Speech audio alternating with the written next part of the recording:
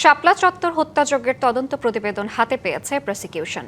২১ জুলাই এ প্রতিবেদন আন্তর্জাতিক অপরাধ ট্রাইব্যুনালে আনুষ্ঠানিকভাবে দাখিল করা হবে। এর মধ্য দিয়ে আনুষ্ঠানিকভাবে শুরু হতে যাচ্ছে বিচার। চিফ প্রসিকিউটর জানান, রাজনীতিবিদ, সাংবাদিক ও বিভিন্ন বাহিনীর প্রধানদের বিরুদ্ধে অপরাধের প্রমাণ পেয়েছে তদন্ত কমিটি।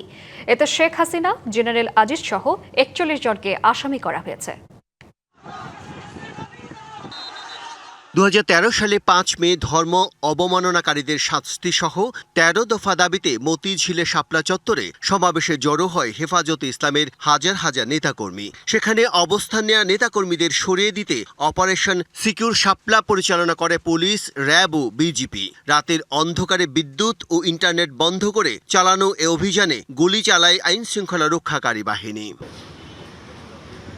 ২৪ ৫ই আগস্ট গণঅভ্যুত্থানে আওয়ামী লীগ সরকারের পতনের পর শাপলা চত্বরে হত্যার ঘটনায় আন্তর্জাতিক অপরাধ ট্রাইব্যুনালে অভিযোগ দাখিল করে হেফাজতে ইসলাম।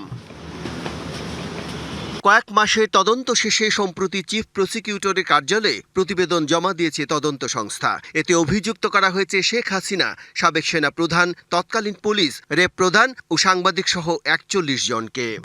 আমরা খসড়া তালিকায় শেখ হাসিনার বিরুদ্ধে প্রাথমিক প্রতিবেদন পাওয়া গেছে। নগদ নিয়ে এলো হার না মানা হার অফার। সর্বনিম্ন ১০,০০০ টাকা রেমিটেন্স নগদে পাঠালে থাকছে স্বর্ণের হার জেতার সুযোগ।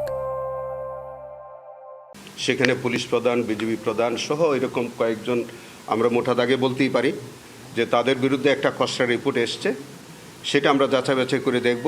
শাপলা হত্যাযজ্ঞে সাংবাদিকদের ঠিক কী কারণে অভিযুক্ত করা হয়েছে এমন প্রশ্নে চিফ প্রসিকিউটর জানান, কে আসামি হবেন, কে হবেন না সে বিষয়ে চূড়ান্ত সিদ্ধান্ত আদালতের। কে আসামি হবে, কে আসামি হবে না, সেটা যখন আমরা বিচারের সম্মুখীন কাউকে করব, নিশ্চয়ই তখন আপনারা বুঝতে পারবেন যে কেন কেউ আসামি হবে অথবা কে আসামি হয়নি।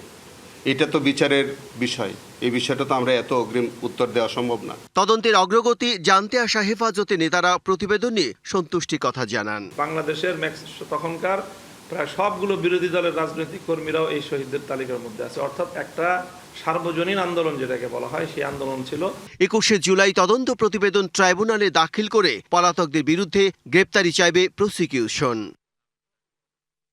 Bijan Kumar Das, DBC news, Dhaka.